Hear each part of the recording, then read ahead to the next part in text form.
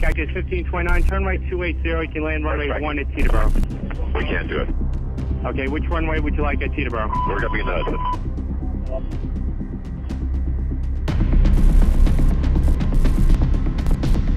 Head tower envoy 3556, we need to return, captain is incapacitated.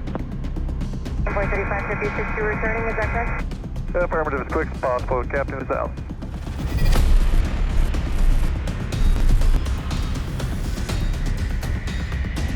Southwest aboard. FedEx is on the go.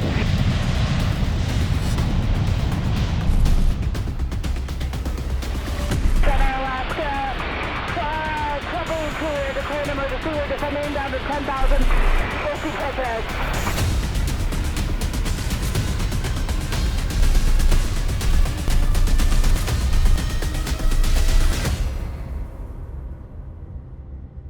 'I will never get on a plane unless there's 2 Delta pilots, at least 2 Delta pilots Never. on that plane, never.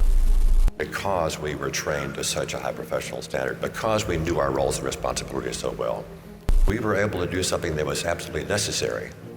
We were able to collaborate wordlessly. 2 well-trained, qualified crew in the flight deck are better than 1. Air travel is the safest way to travel. This is why it should be mandatory to keep 2 skilled, qualified pilots and augmented flight crew in the cockpit. 2 well-trained, well-rested pilots in the cockpit is a key pillar. It's the law of the land, and I intend for it to stay the law of the land. If there were only 1 pilot, if you didn't happen to be looking at the exact right spot, you wouldn't see it, and it'd be too late, and we'd have 2 large airplanes crashed on the runway. 2 experienced, well-trained pilots in the cockpit on that dark, foggy February morning saved 131 lives. What would have changed if there was 1 pilot? All I can tell you the facts of what actually happened. And there was not 1 second where my captain and I weren't doing something to ensure the safety of that flight. I got thousands of hours over the North Atlantic. Could you imagine in the middle of the night on your way to Paris or Rome or whatever, 1 pilot in the flight deck when some traumatic event like this happens?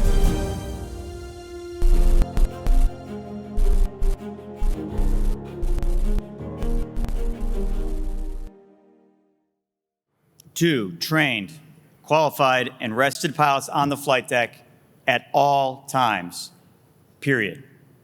1 is not enough. ALPA has been working to combat this threat of reduced crew operations. Although we have been tracking this issue for some time, during the past 2 years, our work has significantly ramped up. When an emergency happens, 2 pilots are an absolute requirement.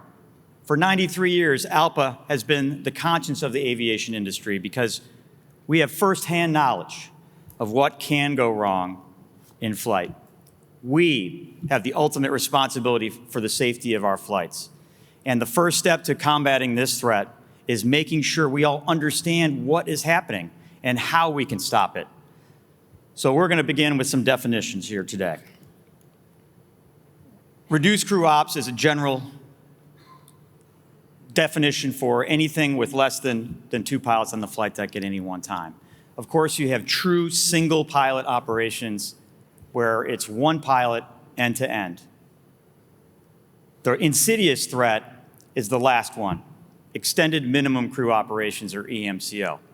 That's currently being advocated by Airbus and EASA in Europe. It sounds kind of innocuous, extended minimum crew operations. Sounds like a long duty day, which we've all had, and so on. Make no mistake, extended minimum crew operations is single pilot operations. It's single pilot crews. Their goal, an A350 takes off with 2 pilots for the entire cruise section of flight. It's 1 pilot. Airbus will tell you that, nope, this is only for flights that are already operated with 2 pilots. It's only for those long duty days where you really could use some rest that it's 2 pilot operations anyway. Well, that's BS. They're misrepresenting what they're really trying to do. This is from the EASA, European Aviation Safety Agency's proposal for extended minimum crew operations. clearly delineating that their goal is to get rid of augmented crew altogether. 2 pilot operations in all international flights. Notice the last bullet under EMCO benefits. They say, Airbus says it's all about safety. You can see right there, increased operations efficiency. Let's call it what it is, bean counters trying to save money at our expense. They're even getting to the point where it is single pilot operations. They're going to get rid of that second jump seat behind the captain's seat and put a toilet. Think about that for a minute. That's no pilot ops. So when you have to relieve yourself, there's nobody at the controls. They're even proposing a comm panel at that toilet so that you could look forward at the controls, at the instrumentation, and if ATC calls, well, you can answer it while you're resting on the can. This is real. I mean, you can't. I mean, who would think that this is actually something that's out there? It's real, right? Even the Airbus commercial aircraft CEO of commercial aircraft, they've split it apart recently, Christian Shearer. This is a quote. So this is the Airbus CEO, right? They're pushing EMCO, single pilot operations.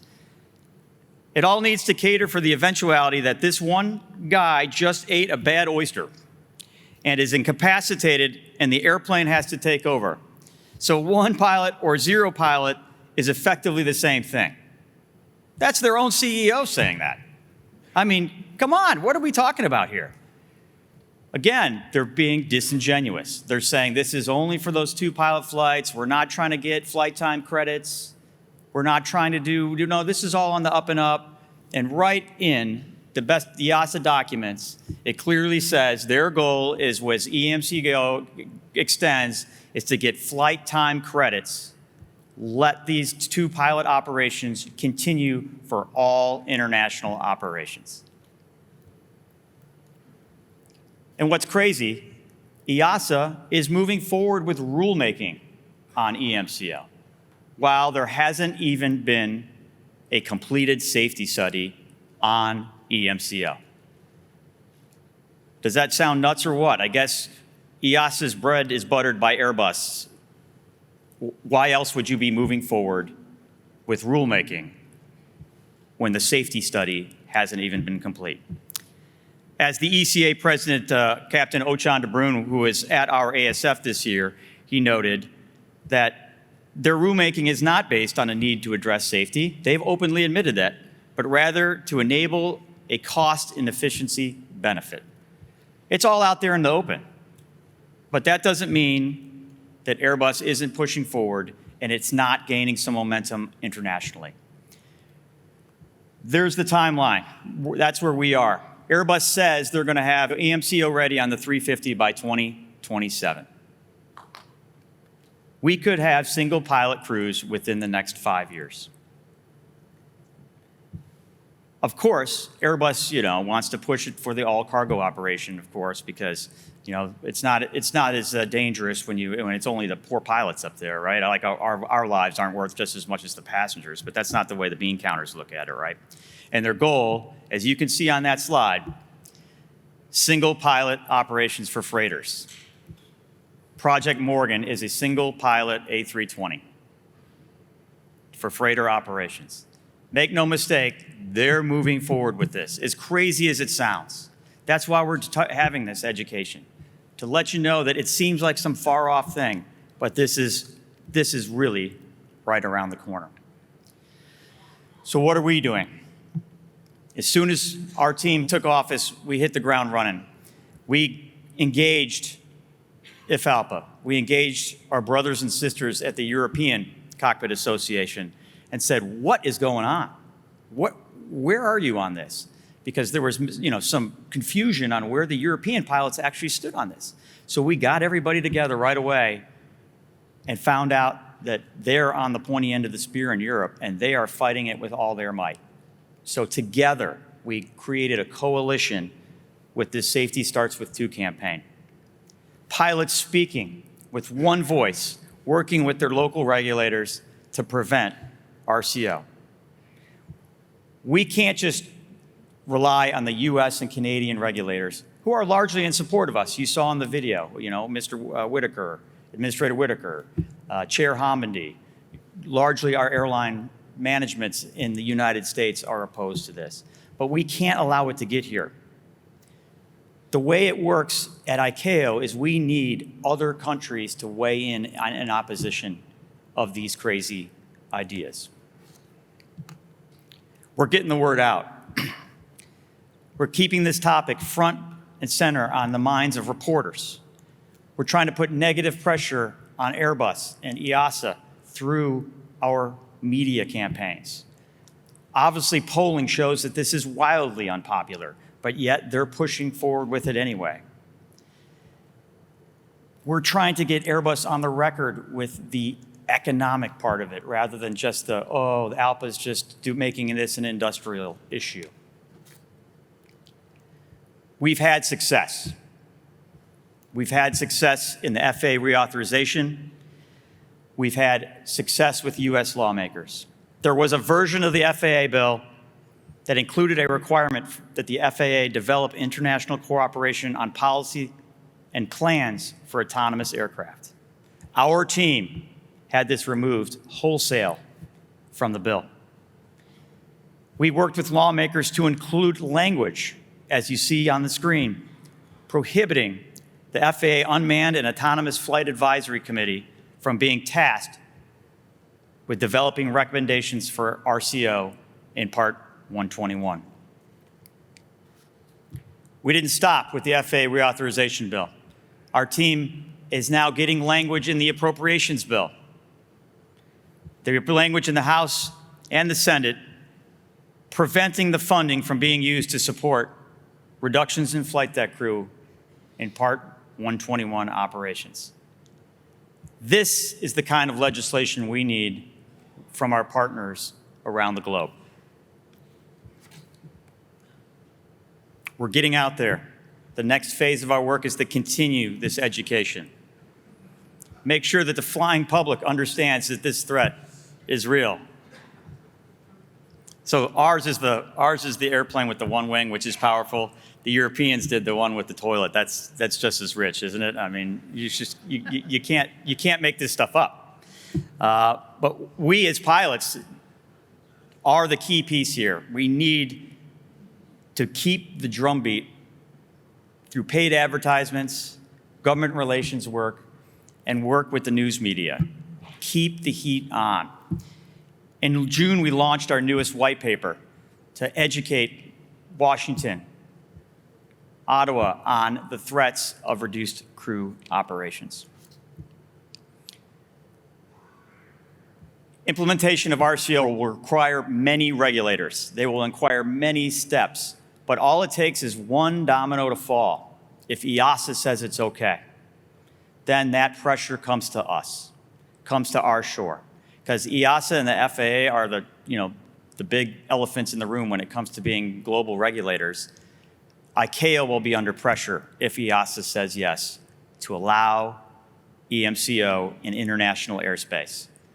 Then, folks, if international airspace is open for business on EMCO, make no mistake, regardless of supportive comments from Ed Bastian or any other CEO, the language that we have in 9 of our contracts that says minimum of 2 pilots on the flight deck at all time, the economic disadvantage will be on our doorstep, and we will have to push back at it here.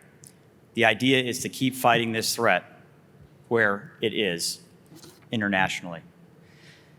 Again, I want to commend Administrator Whitaker and Chair Homendy for their support in this.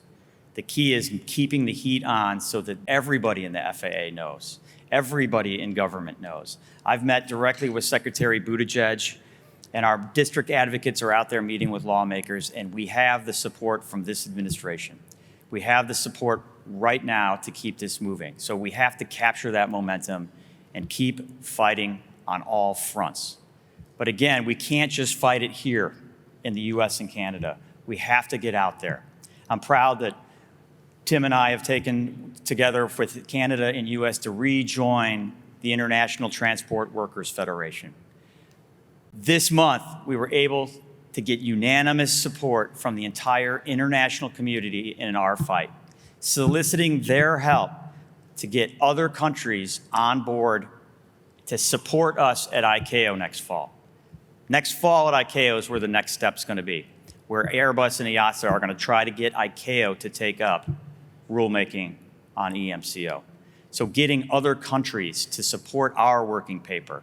If ALPA is going to submit a working paper, which we are largely writing to support our cause to get this moving forward. As I mentioned in my report, we're glad to be back at ITF. We're glad to have this moving forward. We need these allies to keep working. One of the next steps, as you can see, the Europeans want ICAO to move forward with rulemaking. Our goal is to say nope and get other countries to support our position. It's a lot of work, but it's a task that this team is absolutely up to. RCO is a serious threat. It's a threat to safety. We're putting every ounce of our energy into fighting this threat. You'll hear people say that ALPA is conflating an industrial issue with a safety issue, that removing pilots from the flight deck is about jobs.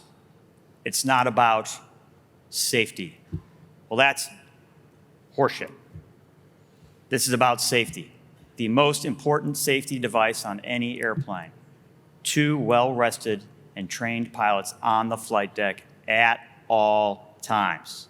We've built a lot of momentum in the last 2 years, and we're going to keep pushing. A huge thank you to all of the ASO volunteers that have stepped up, our staff, putting a ton of effort and international to make this threat go away.